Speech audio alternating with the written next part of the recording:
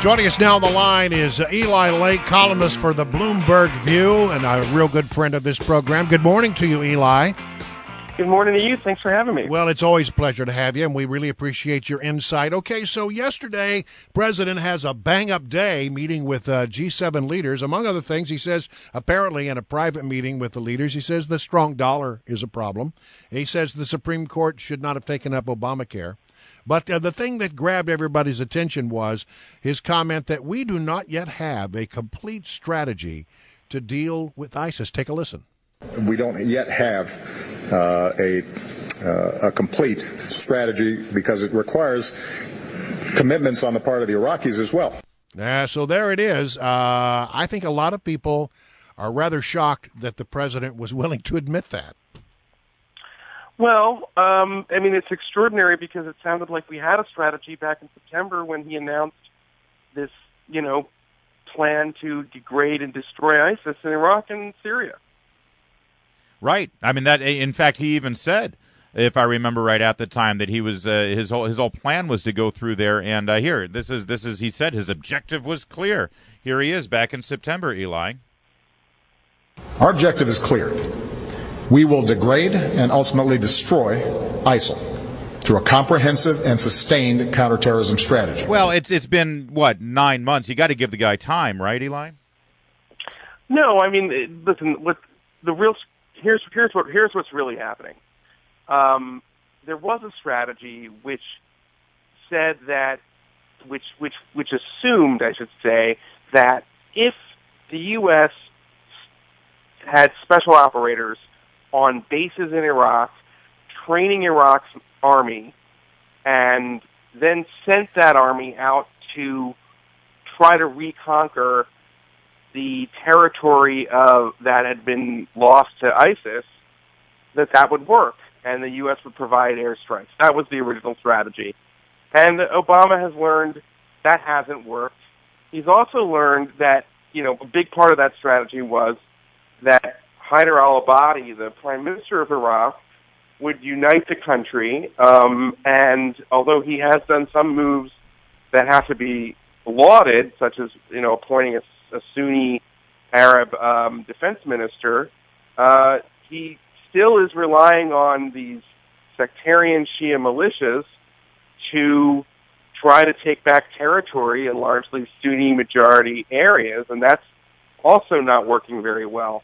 And when we saw the Iraqi army melt away, just like they did a year ago in Mosul, the other week in Ramadi, that was a very clear message that Obama's no combat boots on the ground, no Americans fighting on the ground strategy is not working. Well, I would imagine that over at the Pentagon they can come up with a strategy. I think they probably have given the president some ideas about a strategy. I just don't think it's one that the president chooses to employ. Would you agree? Well, my understanding of this is that Lloyd Austin, who's the head of CENTCOM, as well as the outgoing chairman of the Joint Chiefs, General Dempsey, have not, have gotten the message that the president doesn't want to really hear about a more robust plan, and I think that they themselves are pretty skeptical of it.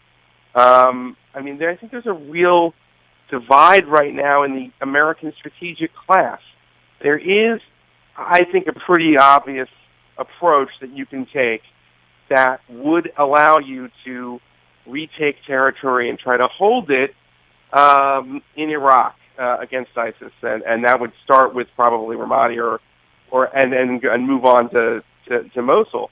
But in order to do that, we've got to commit ground troops, and we've got to commit at least some American forces to fighting alongside the Iraqis that are being trained. That's very similar to what the U.S. was doing in Iraq 10 years ago, 5 years ago, and Obama doesn't really want to do that. And so the question is it worth the candle?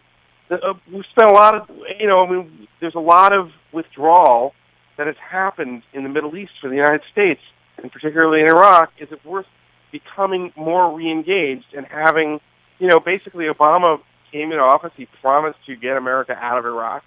If he commits to a strategy that actually would result in winning back territory from ISIS, then he will leave his presidency still fighting a war in Iraq. Yep.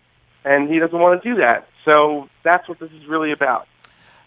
Eli Lake, another hotspot in the world that many of the G7 leaders, including the president, were focused on yesterday, is Russia and Vladimir Putin. Here's part of what Obama said.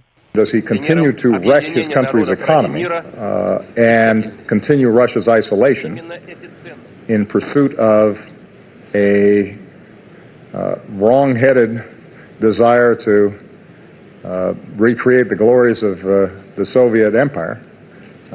Or does he recognize that Russia's greatness does not depend on violating the territorial integrity and sovereignty of other countries? So he says he's trying to bring back the good old days of the Soviet Empire, and he's violated the agreement, the Minsk agreement that they apparently had agreed to several months ago. Is there any or else here? Are there any ramifications for Vladimir Putin and Russia that the leaders agreed to yesterday? I feel that Barack Obama would make an excellent columnist. He would be very good at my job because he's terrific at analyzing the situation and putting these words together. He's the leader of the free world. He's the president of the United States. We've heard this over and over and over again, and it's pretty obvious that Vladimir Putin really doesn't care. He's taken the measure of Obama. He's taken the measure of the West, and he's realized that we're not going to do anything about the fact that he's just annexed part of Ukraine and is continuing to expand his influence. And so he can say all the things that he wants. I don't think these sector-based sanctions matter one bit to Vladimir Putin.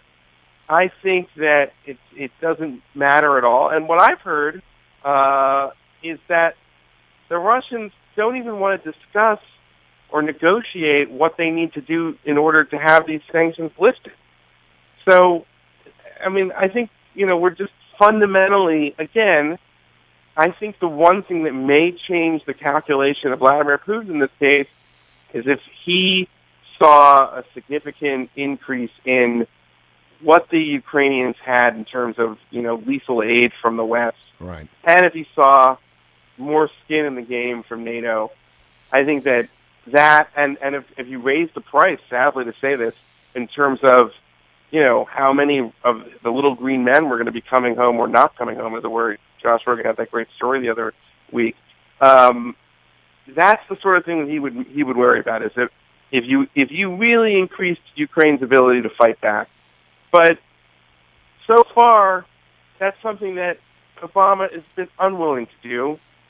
He says it's not worth it, so he's sticking to the sort of economic sanctions, and that, that's not going to factor at all with Putin, I think. All right.